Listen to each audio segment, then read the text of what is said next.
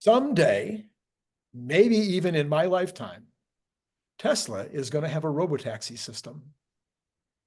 And, yeah, so I mean, it could happen. And Uber is concerned about that, Brian. They are rightly and deeply concerned. And the other day, the CEO of Uber, whose name is absolutely impossible to say or pronounce, even with practice, Dara Khosrowshahi, I guess. All right. The CEO. And he came out the other day and he had a whole bunch of reasons why he thinks Elon is probably going to be surprised by how difficult this business is. And, not necessarily going to change 6 million cars overnight into robotaxis, which will generate the biggest increase in human wealth ever in the history of the world, according to Elon. Brian, and you say? I say, I believe him, Randy, because if there's one thing he has experience with, it's trying something he doesn't understand the difficulty level of. Uber famously tried to create their own self-driving division and fell victim to the same thing everyone does when they try it. The first 9% you can do in a day. The next 9, come back after a year, we're 90% done. Come back after 2 years, we're 99% done. Guys, we're going to hit this out of the park. Come back the next year, we're at 99.9. I can see the finish line. But then you just keep adding another 9 and you realize how many 9s there are. You just put a little line over that last 9 and that's how good you're going to get ever into infinity. You will not hit 100. It is not possible. And getting to a sufficient number of 9s, of course, was not going to happen. They sold the division. So the allegation is that didn't he also have a little bit of a problem getting the profits on his primary business? Which is weird. I don't understand where all the money went because the drivers were not bragging about their wealth. No. And in a lot of markets, the customers are like, this is the same price as a taxi. Where's the money going? And Uber, who fields none of this, all they're doing is running the network, the app, is hemorrhaging cash on what? What do you do? Where's it going? I think they've had 3 quarters now of profit total since they started, and they're 30 billion in the red or something like that from day one. Don't quote me on that number, but it's in that range. I mean, it's kind of worse than Ford's electric division. Well, you look at a rental fleet, at least they can sell the cars. Uber doesn't even own the cars. And Uber driver loyalty is non-existent. These are not employees. They do not have pensions or stock options that are vesting. So what is going on? Fine. So then you've got to look at the statements. The claim is that Elon doesn't understand the complexities of the business. Yes. What are those complexities, Randy? Well, I mean, you've got to fill the thing up with electrons. Sure. From time to time. You have to wash. Well, let's start with that. Okay. Let's start right there. If if a car gets 200, 300, 400 miles of range, depending on the model and future models and whatever, but let's just say 200, 300 miles of range, that's a normal amount for the car to drive in a day. Plug it in. There are off-peak times. Plug it in. You can do that yourself. You can have your kids do it. You could probably pay a service to do it.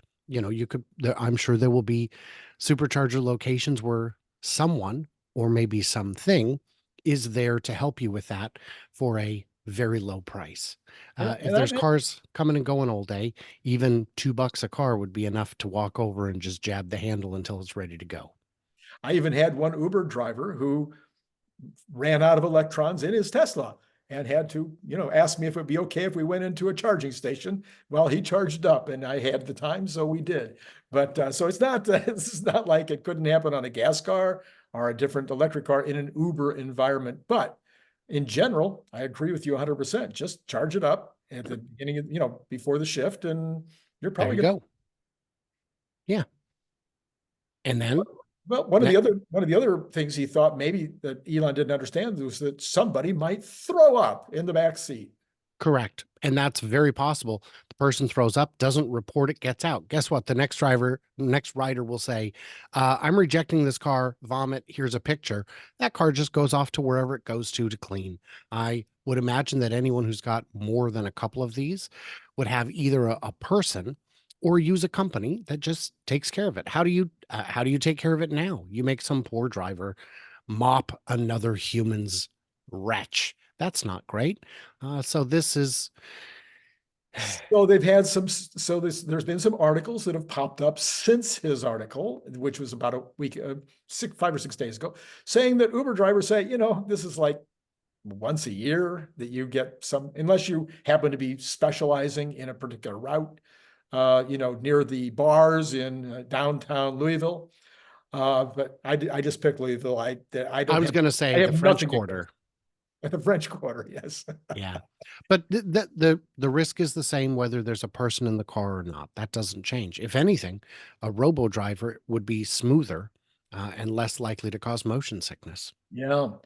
Another one of his issues was that he thinks that Elon is overestimating the number of people that will choose to allow strangers to ride around in their cars and become part of the system. I get it. It's fair.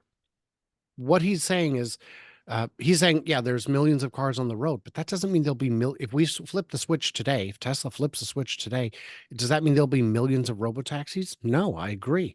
It would be thousands on day one. It'd be tens of thousands within weeks. And maybe of existing owners, it would not get to 100,000, but every single Tesla that's on Turo is already on a let strangers in your car platform. If the pricing is higher for a robo-taxi than for Turo, they all leave Turo tomorrow. So that would be a whole lot of cars from day one, but it ignores the bigger factor, which is the upcoming robo-taxi, or even just rear-wheel drive Model 3s bought specifically for the purpose of putting them on the network. Those cars, investors will run the numbers, and if it makes sense for them, and we don't know what the numbers are, we're speculating right now, but if the numbers make sense, they will go on to it. But it ignores the biggest thing, the forthcoming vehicle, which Tesla would be making at presumably tremendous volume, and every day would be one day closer to Uber's demise, unless they're also buying these cars and can find a way to move them more cost effectively or efficiently or with better pricing or service than Tesla. You also have a couple of other things I'd love to add to the pile, and that is that the Uber and Lyft drivers who are now driving Tesla vehicles and who understand the Uber and Lyft world and how that all works to just decide, why do I need to go? I could sit home and take a beer and watch the Olympics year round if I want to, watch them over and over and over again because they were so good this time. So that could be a possibility. Mainly, so that's another group. And then yet another group would be so I'm sitting here with a Model Y. My wife says, nobody's going to I'm not going to let strangers in my Model Y. And I'm going, you're 100% right. I think, honey, you've got that right to say so, and we should stick by that for sure. And then this guy picks up the phone, kind of like those real estate people that irritate you all the time, and says, I'm willing to give you $80,000 for your 4-year-old Model Y. And Randy's going, ah. Possible. I think that's unlikely. I think there'll be enough used ones that the secondary market pricing wouldn't get up to that. And if it did, the new ones would cost more than that. I think what's more likely is when it comes time to buy your next car, you wouldn't trade in your old one. Yeah, that's for sure. That's what we're doing, actually. Right. Getting the Cybertruck and the Model Y will go out to pasture. Yeah. Yeah. And literally, no, it's not going out to pasture. It's going out to stud. That's what they do in the past. Oh, to stud. Yeah, which is more valuable than pasturing. Yes. Yeah. So then we've got the point you just made, which is, well, what happens to the Uber drivers? Well, I mean, they can afford a car. Yeah. Send it out. Why not? Yeah. So, And they might buy a second car or a third car. There'll also be fleet people coming into the business. So depending on if the money is there, to your point a minute ago, how many people will be on the phones calling existing owners and trying to buy them out? Well, it depends on how valuable the business is. If let, you start getting yeah, the information in that these things are making $30,000-$40,000 a year, there's going to be a whole bunch of people like Randy, maybe. gonna They're be a going to be flood. But let's look at the Uber driver. Let's say, great, I'm going to send out my robotaxi, but it's not going to make as much money as me. Well, guess what? The value of late model, non-self-driving cars is likely to go down, which means that Uber driver could put the Tesla out to stud and go get a cheap Buick or something at a ridiculous price and continue driving in a cheaper car, Yeah, making more money driving than they did before, and also money on the side. There's a bunch of ways this works. What else is Tesla overlooking, according to the So CEO of the Uber? last one that I thought was worthy of conversation was he was worried about peak driving. So just to kind of lay it out, you've got, 4 o'clock or 3 o'clock to 8 o'clock or 9 o'clock is a peak period. You've got 4 in the morning. I found out, at least on airport drives, you got 4 in the morning until say 9 in the morning, which is another peak period. Then from 9 until 3 in the afternoon and all, overnight in the dark hours is non-peak time. And so he's saying, well, Tesla's going to have to, be there for those peak times. And you say? Well, so the first thing to address, I recently ran a video about running the numbers on robotaxi. Will it make sense for existing buyers to sign up for this fleet? And one of the pushbacks I would get in the comments repeatedly is people saying, these are going to be out driving 20 hours a day. And I said, there aren't enough fares 20 hours a day. There's peak times. You have to match to peak. And during off peak is when everyone, I guess, would charge. But how would it work? How could Tesla possibly address peak demand? Well, Tesla's not the only game in town, and Tesla would continue to not be the only game in town. And the answer is the same way the answer works now, Dara, and that is peak pricing. There's surge pricing. I'm there. If I were to, let's say I kind of want money, but I don't really want my car to get all the miles and all the abuse. I assume, have an ability to set up a notification that says, I won't take less than $3 a mile. And my car would sit here all day. And then on a weird Thursday afternoon, all of a sudden my car jumps out, does a fare, comes back. I got, $40 in my pocket for a very short drive. I'm happy with that. And that's the same. A lot of people would say, I am going to not drive this car to death. I'm going to put it on the network only when there's a surge so that I'm not handling every last fare, just when the money is best. And that can work too. So, I mean, if it's already handled, it'll be handled. Yeah, I think the easy argument on that one is Waymo doesn't seem to be concerned about peak time at all. They have their fleet. It is what it is. It gets its rides. They're not worried that people are going to be disappointed that they can't get a Waymo at 5:15 because there's just not enough Waymos to go around. People will just call an Uber or a Lyft Right. or go down the list if it's going to take too long. You got them all on your app and you just go down. I've done this. I go to Uber and it's going to take 8 minutes. Well, what about Lyft? Oh, Lyft will be here in 2 minutes. Okay, good. And then 9 minutes later, Lyft arrives. Yeah. Now, the problem with his assumption is that he's trying to say this can't work all the time, therefore it will never work. And that doesn't make sense. That would be like saying, why would you put solar panels on your individual house if it's not going to provide all the power you need? Because it still makes sense, even if it's not 100%. And even if you're at 100%, they say, yeah, but you still need a grid connection because it won't always be out. It's like, well, right, but it still makes sense. We don't have to zoom out that far. Tesla is not saying every means of transportation will be a Tesla robotaxi. If they wish to say that, then we have to address all these weird little edge cases. But it doesn't. There's a big market with a lot of players. And it is clear that Uber knows they are in danger. They are ripe for disruption, which sucks when you're the disruptor. Yeah. and you're nearing the end of your disruption cycle and you haven't made any money yet. Yes. Oh Yes. man, how do they do it? And I'm sure I've shared my theories here. I don't remember, but I've definitely shared them on my channel. I've had so many experiences where I look at how Uber's operating in markets where I visit, and I just shake my head and go, you guys have no handle on your own data.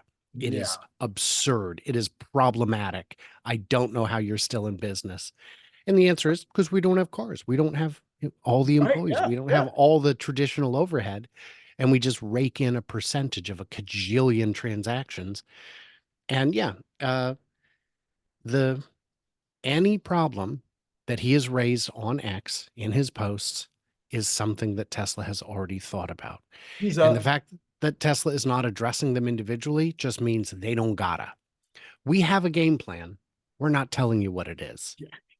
He did allow for this caveat. He said he doesn't think of the business as a zero-sum game and seemed to welcome collaboration with the EV giant.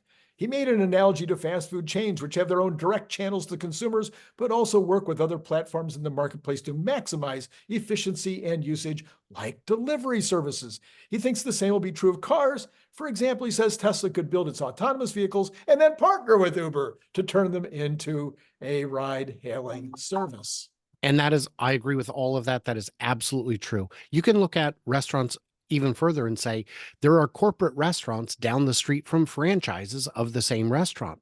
And the reason they do that is because it allows them to expand faster. If you want to own 100% of your stores, you can't move as quickly as when you're letting other people use their own money to make their own money. I would like to see that. I'd like to see Tesla not necessarily own them all. And I've seen this as well in the comments. I got a million comments on this video. People saying, you don't understand. Tesla's not going to sell one single robotaxi. And I said, I think they will, in part because they've said they will, Well, but yeah. in part because that giant pile of money they have would only get them 700,000 cars. They're going to grow faster than that. This is going to be, they want to make millions of these a year. And in order to do that, they cannot self-finance. That's too much money. So they will need to sell them. And it would make sense to let someone else take on some of the risk. Um, let let Uber compete on something other than price. Let them compete on quality. Let them compete on customer service or cleanliness or who knows what. Um, Yeah, I think there's I don't think there's I had originally, I will admit to, I think being wrong on this, suggested that Elon be talking to Uber and getting into some kind of partnership. I think that I've been convinced that it'll be the opposite, is that Uber will be just coming and buying vehicles because it'll make so much sense. They'll just buy the vehicles and put them out into the Tesla system, even though they'll have to give Tesla a share.